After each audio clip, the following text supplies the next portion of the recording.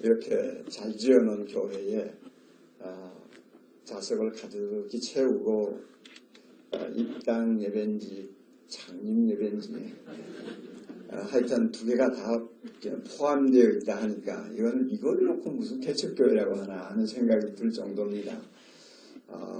여기 보니 뭐 아는 얼굴이 너무 많은데 전부 여기 등록한 건 아니죠?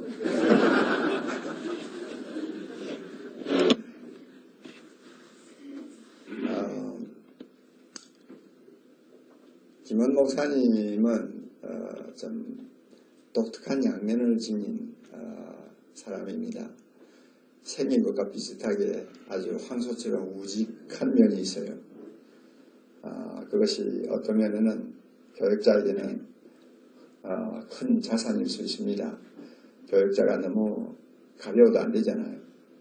그리고 또 다른 면으로는 놀라울 정도로 또 부드럽고 자상한 면이 있어요. 그래서 그 두 가지가 어떻게 한 사람 안에서 조화를 이루고 있는지 이제 두고 봐야 될 일이에요.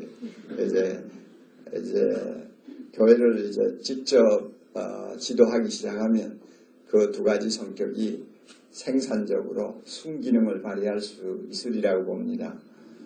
그러나 조금만 잘못하면 또 이상한 자기 충돌에서 나오는 모순이 생길 수도 있죠. 그래서 앞으로 굉장히 기대가 되는 사람입니다. 뭐 영어로 말하면 다크호스죠.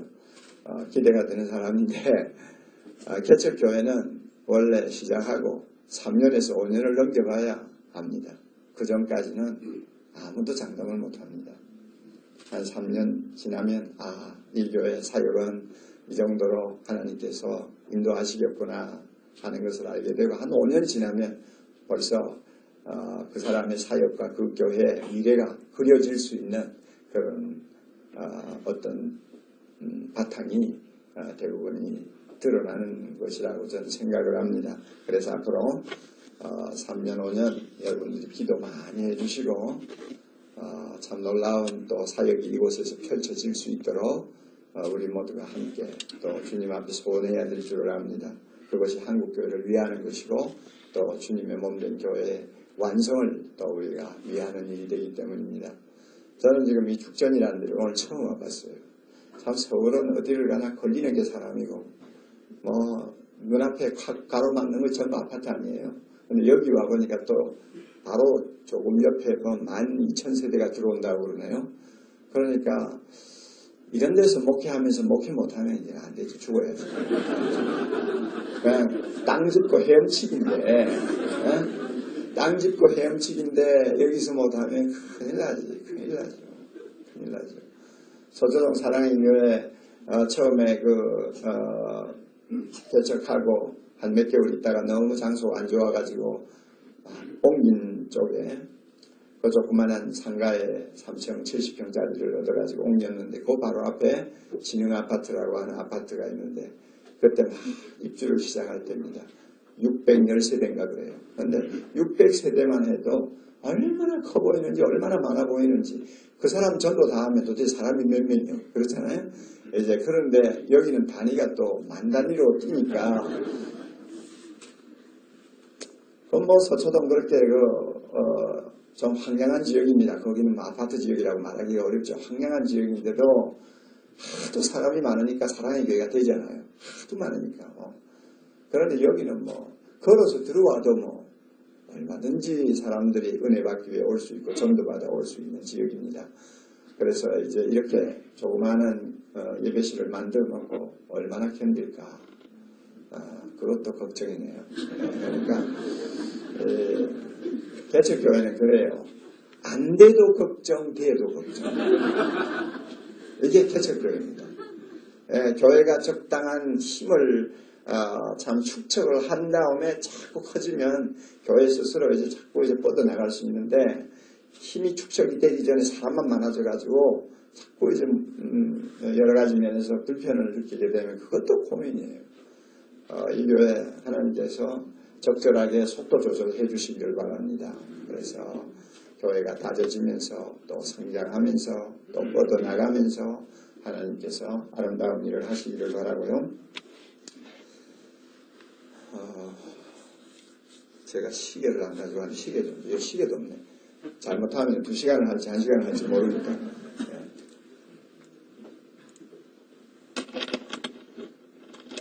오늘 읽은 본문은 제가 사랑의 교회 처음 개척할 때 창립예배 보면서 제가 설교했던 본문입니다. 그때 귀한 강사님을 모셔서 설교를 했으면 되는데 모시기가 어려워서 그랬는지 제가 좀 이상한 데가 있어 그랬는지 설교를 제가 했어요.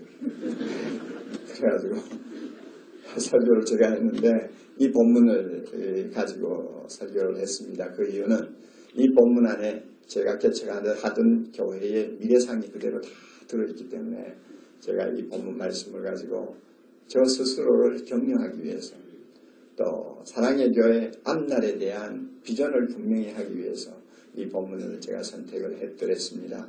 오늘 이 교회도 이제 새로 시작하는 마당이니까 이 본문을 통해서 하나님 주시는 음성도 들으시고 성령께서 그려주시는 비전도 볼 수 있기를 바랍니다.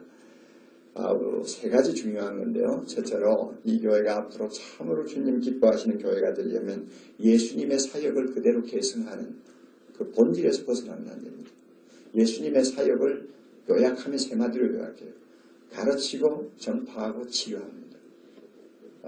이것이 예수님의 사역의 아주 권력이에요. 말을 가지고 단어를 가지고 너무 지나치게 구별하는 것은 위험합니다만은 그러나 전반적으로 가르치는 것은 사람을 세우는 일이고 전파하는 것은 영혼을 구원하는 일이고 치료하는 것은 주님 앞에 나온 사람들에게 나타나는 은혜의 결과입니다. 영과 육이 치유받는 것. 그렇죠? 그래서 예수님께서는 가르치시기도 하시고 전파하기도 하시고 또 그 전파하고 가르치는 현장에는 반드시 영혼이 치유받는 기적이 또 육신의 병이 치유받는 기적이 꼭 일어났습니다. 주님에게는 이 3개가 하나도 균형이 잡히지 않아가지고 좀 이상하게 보인다든지 모순이 일어나는 일은 한 번도 없었습니다. 가르침에도 주님의 능력이 역사하셨고 전파하는데도 생명의 역사가 일어났고 치유하시는데도 성령의 기적이 예수님을 통해서 나타났습니다. 이 3가지 기능이 사역의 축이 제대로 유지될 때 주님의 사역이 계승된다고 말할 수 있습니다. 아무리 작은 교회라도 이 3 기능이 제대로 살아나서 영혼을 구원하는 일에 날마다 열매가 있고 사람들을 가르쳐서 참 하나님이 기뻐하시는 일꾼으로 세우는데 열매가 있고 영과 육이 치유받은 사람이 정말 활짝 웃는 얼굴로 그 교회에 드나드는 이런 역사가 일어나면요. 그 교회는 안 될 수가 없어요. 왜냐하면 주님이 하시는 일이 계승되는 일이기 때문에 성령께서 기뻐하시고 역사하십니다. 이런 교회가 좀 될 수 있기를 바랍니다. 참 중요한 것입니다. 한국교회 지금 참 어려운 문제가 이 목회의 본질에서 벗어나서 균형 감각을 잃었다는 것입니다. 어떤 교회는 어떤 한쪽에만 너무 치우쳐버리고 또 다른 교회는 참 중요한 것보다도 덜 중요한 것에 너무 매달리고 이러면서 참 주님의 사역이 건강하게 계승이 되는 면에서 참 걱정이 되는 사례들이 우리 주변에 많이 있습니다. 그런데 이 교회는 그렇게 되지 아니하리라고 저는 확신합니다. 하나님께서 반드시 은총 주실 줄 믿습니다.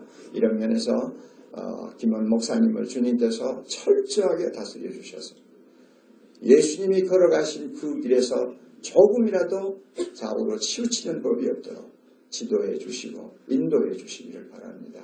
이럴 때 교회는 하나님의 은총을 입을 수 있습니다. 그 다음에 2번째로 이 사람을 보는 마음가짐이 참 중요합니다. 사역자에게 있어서나 교회를 다니는 사람들에게 있어서 사람을 어떻게 보느냐. 예수님은 영혼을 보는 눈이 특별했습니다. 목자 이런 양들이 이산저산 유리하며 방황하는 불쌍한 존재로 주님이 영혼을 보셨습니다. 이게 주님의 사람을 보는 시각입니다. 하나님 없이 세상을 사는 사람에게 주님이 보시면 거기에 소망이 있습니까? 없죠. 양은 목자 떠나면 죽음을 의미합니다. 양은 자기 혼자 헤맨다는 것은 자살행위입니다. 이 세상 모든 사람들이 하나님을 떠난 이후부터 죽음의 길을 걸어가고 죽음의 광야를 헤매고 있는 불쌍한 영혼, 저대로 두면 소망도 없고 미래도 없는 불쌍한 영혼으로 주님이 보셨어요. 이게 참 중요합니다. 우리는 세상을 살면서 인간인지라 인간적인 조건, 세상적인 조건을 가지고 사람들을 많이 평가하지 않습니까? 오늘 한국교회가 이렇게 힘을 잃어버린 이유는 주님의 눈으로 사람을 보지 않고 세상의 눈으로 사람을 보기 때문입니다. 교회에 들어오는 사람도 사람의 눈으로 사람을 보는 거예요. 그러면 공부 많이 한 사람이 우대받는 거고, 잘난 사람이 우대받는 거고, 건강한 사람이 우대받는 거 아니에요? 돈 많은 사람들이 남보다도 대우받는 거 아니에요? 뭐 사람의 눈으로 보니까 그럴 수밖에 없는 거예요. 그러나 여러분, 예수님의 행적을 사복음서를 통해 잘 보세요. 예수님이 그런 눈으로 사람을 보지 않았어요. 한 영혼을 천하보다 귀하게 여기신 주님이지만 그 한 영혼은 인간적인 어떤 평가 기준을 가지고 이야기하는 한 영혼이 아니에요. 오늘 한국교회 지도자들의 가장 심각한 문제는 사람을 보는 눈이 오염되었다는 것입니다. 주님의 눈으로 사람을 보지 않아요.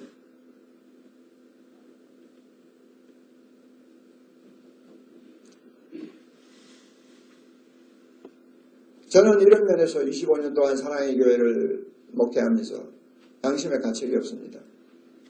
저는 사람을 인간적인 평가로 사람을 보지 않아요. 물론 존경해줘야 될 분은 존경해주고 또 여러 가지 면에서 평가해줘야 될 분은 평가해줘야 되지만 그러나 영적인 입장에서 볼 때 저는 사람을 인간적인 어떤 스탠다드를 가지고 평가하지 않았어요. 그래가지고 돈 많은 사람에게 옆에 붙어가지고 다닌 일도 없고 성공했다는 사람 밑에 가서 아부한 일도 없고 또 뭐 세상적으로 그래서 칭찬 듣는 사람이라고 해서 권력과 명성을 가진 사람이라고 해서 제가 그들을 특별히 대우한 일도 없어요. 저 자신은 저 자신의 위치를 지켰습니다. 교회가 크다 보면 이런 분 저런 분 많이 있잖아요. 많이 있죠. 뭐 수백 명이 뭐 세상적으로 말하면 굉장한 사람들이라고 할 수 있죠. 이런 사람들이 있지만 저는 한 번도 그들과 개인적인 어떤 특별한 무엇을 표한 일이 없습니다. 그래서 제가 그렇게 하니까 참 저명한 인사들이 사랑의 교회에 들어왔다가 많이 탈락됐어요. 나갔어요. 자기 대우 안 해준다고. 담임 목사가 자기를 인정을 해줘야 되는데 뭐 그렇게 자기를 대단하게 보지 않으니까 조금 다니다가 빠지고 그러셨어요. 그러나 제가 그런 것 가지고 마음 아파한 일이 없어요. 그래서 사랑의 교회는 강남의 그 기라성 같은 사람들도 많이 있고 동시에 강남의 지하에서 살면서 하루하루 너무나 어렵게 무거운 인생의 짐을 지고 허덕이는 실패자들 그런 사람들도 많이 있어요. 누구나 다 들어올 수 있는 교회로 문이 활짝 열려 있어요. 이 교회가 주님 앞에 정말 교회로서 역할을 제대로 하려면 사람을 보는 눈을 주님의 눈으로 여러분이 보시기를 바랍니다. 그래서 하나님 앞에는 인격 차별이 없습니다. 잘 사는 사람이나 못 사는 사람이나 잘난 사람이나 못난 사람이나 하나님에게는 너무나 소중한 존재들입니다. 소중한 존재. 예수의 이름으로 구원해 주지 아니하면 너무나 불행한 결과를 맞을 수밖에 없는 영혼으로 주님이 보십니다. 이 눈을 절대로 여러분 변질되지 않도록 하세요. 제자훈련하는 목사들은 이런 면에서 철저하다고 저는 생각합니다. 김원 목사님도 10년 가까이 사랑의 교회에서 제자훈련하면서 많은 사람을 만나보고 많은 영혼들과 함께 실험해본 이제 경험을 가진 사람입니다. 사람을 특별히 차별하든지 그러지 않으리라고 봅니다.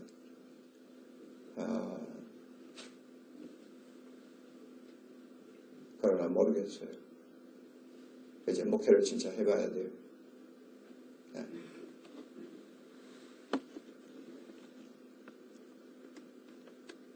가장 중요한 것이 중심을 보시는 하나님, 그 하나님의 눈에 내가 어떤 사람인가가 중요하잖아요.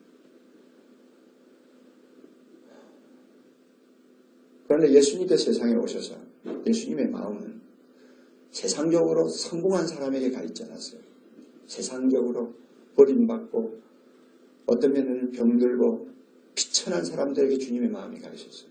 이게 주님의 마음이에요. 교회가 강남의 좋은 지역에 자리 잡고 있기 때문에 자연히 들어오는 사람들이 세상적으로 성공한 분들이 많이 들어오겠지만, 그러나 마음은, 교회의 중심은 항상 주님이 가까이 하셨던 사람이 가 있어요. 이게 교회의 모습이에요. 건강한 자, 가진 자, 준비된 자가 교회에 들어와서 해야 할 일이 너무 많아요. 그들이 헌신하면은 병든 사람이 따라갈 수가 없어요. 그들이 변화받고 헌신하면 세상적으로 실패한 사람들이 따라갈 수가 없어요. 그러니까 우리가 세상적으로 힘을 갖고 있는 사람들을 그리스도의 제자로 바꾸어서 놀라운 헌신을 할 수 있으면 교회가 해야 될 중요한 일입니다. 그것도 해야 되지만, 그러나 그렇게 하더라도 중심은 주님이 중요하게 여기던 사람에게 가 있어요. 주님이 소중하게 보시던 사람에게 가 있어요. 교회의 눈은 그렇게 가 있습니다. 이런 은혜가 이 교회에 있기를 바랍니다. 네. 끝으로요.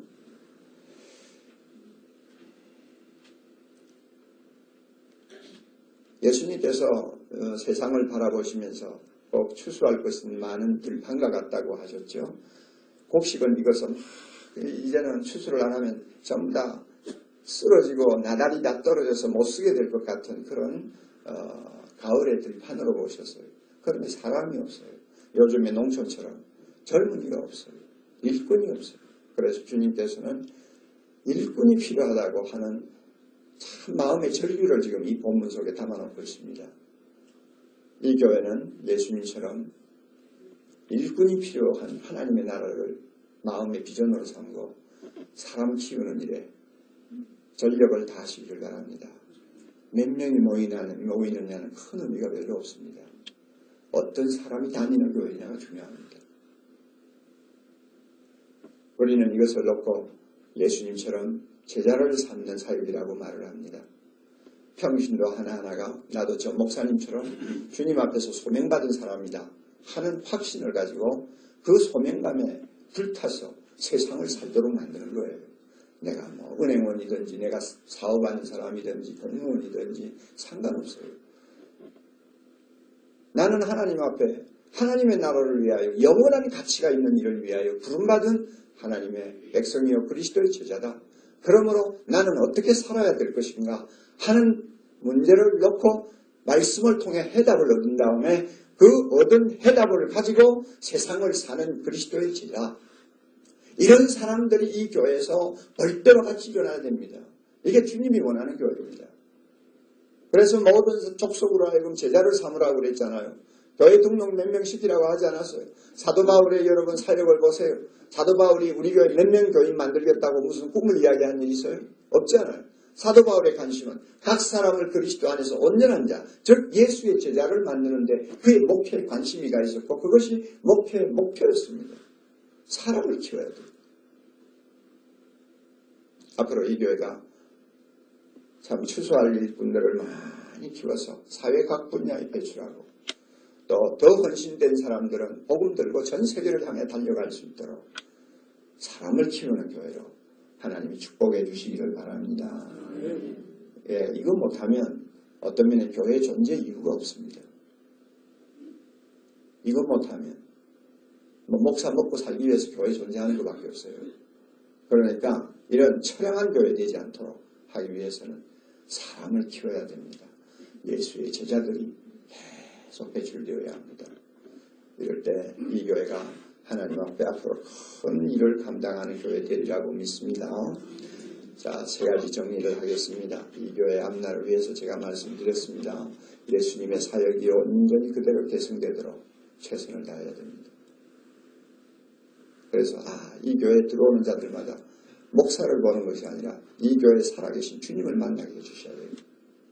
그 영혼이 주님을 만나는 기쁨이 있도록 해줘야 돼요. 가르치고 치료하고 전파하시는 주님을 만나는 그러한 은혜가 이 교회 안에 있으면 이 교회의 성장은 걱정할 거 없습니다. 그리고 항상 영혼을 보는 눈이 예수님의 눈을 가지고 볼 수 있도록 주의하시기를 바랍니다. 노력하기를 바랍니다. 이 교회에 들어오는 모든 성도들은 예수님의 눈을 가지고 사람을 보도록 항상 깨끗한 마음, 깨끗한 양심 가지고 사람을 대하는 교회 될 수 있기를 바랍니다. 그래서 이 교회에 들어오는 사람 아무도 이 교회 안에서 차별 대우받지 않고, 이 교회 안에서 상처 입지 않고, 이 교회 안에서 상대적인 어떤 비굴감을 갖지 않도록 이 교회가 예수님의 심정을 가지고 사람들을 품는 아름다운 은혜가 있기를 바랍니다. 그렇게 되면 이 교회 성령이 역사하십니다. 끝으로요, 사람을 꼭 키우는데 목회의 본질이 있음을 알고 예수님처럼 제자를 삼는 일에 최선을 다하시길 바랍니다. 그래서 이 교회 앞으로 이 교회에서 배출되는 사람들이 전 세계에서 주님이 영광을 받으시는 굵직굵직한 일들을 할 수 있도록 하나님께서 이 교회를 사용해 주시기를 바랍니다. 우리 하나님께서 축복하시기를 바랍니다. 기도하십시오. 자비로우신 하나님 아버지, 귀한 교회를 시작하게 하심을 감사합니다. 주님, 주변에 너무나 교회가 많습니다. 사람들이 밀집해 사는 지역이기에 교회도 많아야 되겠지만 오늘날 한국 사회에 특히 도심지에 너무 교회들이 많아서 참 교회가 제 몫을 제대로 하지 못하고 인간적인 냄새를 피우며 많은 믿는 사람들에게 거리낌이 되는 일들도 많이 발생하고 있는데, 하나님, 이 많은 교회 가운데 이곳에 또 교회를 세우신 주님, 주님의 선하신 뜻이 있기를 바랍니다. 주님의 기뻐하시는 어떤 목적이 있기를 바랍니다. 그래서 이 교회를 통하여 주의 아름다운 뜻을 이루시옵소서. 하나님의 이름이 높임을 받으시고 주의 나라가 이 땅에 임하시고 주의 뜻이 하늘에서 이룬 것 같이 땅에서 이루어져서 나라와 권세와 영광이 영원토록 주님께 돌아가는 일에 이 교회가 쓰임받도록 축복해 주시옵소서. 예수님의 사역을 계승하게 하시고 영혼을 보는 예수님의 심정을 늘 갖고 사역하게 하시고 또 이 교회가 움직이게 하시고 하나님이 기뻐하시는 일꾼들을 많이 키워서 배출하는 교회 되도록 해주셔서 우리 주님이 이 교회를 보실 때마다 만족하시고 기뻐하시고 영광을 받으시는 아름다운 은혜가 있게 주시옵소서. 악한 사탄의 시험 들어오지 않도록 막아주시고 하나님이 인간의 어떤 쓴뿌리가 교회 안에서 자라지 않도록 철저하게 막아주시고 사탄의 어떤 역사도 이 가운데서 조금이라도 주님 활동하지 못하도록 성령 충만한 교회, 말씀 충만한 교회, 사랑이 충만한 교회 되도록 우리 주님 은혜 나려 주시옵소서. 세우신 주의 종을 힘있게 붙드시고 오 하나님 아버지여, 시작부터 마지막까지 주님의 긍휼과 은총을 넘치도록 받아서 우리 하나님 앞에 칭찬받는 귀한 종으로 쓰임받게 해 주시옵소서. 이 교회 처음 시작할 때 함께 헌신하기로 다짐한 귀한 자녀들에게 은혜를 주시고 그들의 모든 기도가 30배, 60배, 100배로 응답받아 영원히 복받고 육신도 복받고 모든 면에서 하나님의 살아계심을 증거하는 귀한 성도들 되도록 은혜 나려 주시옵소서. 예수님 이름으로 기도하옵나이다.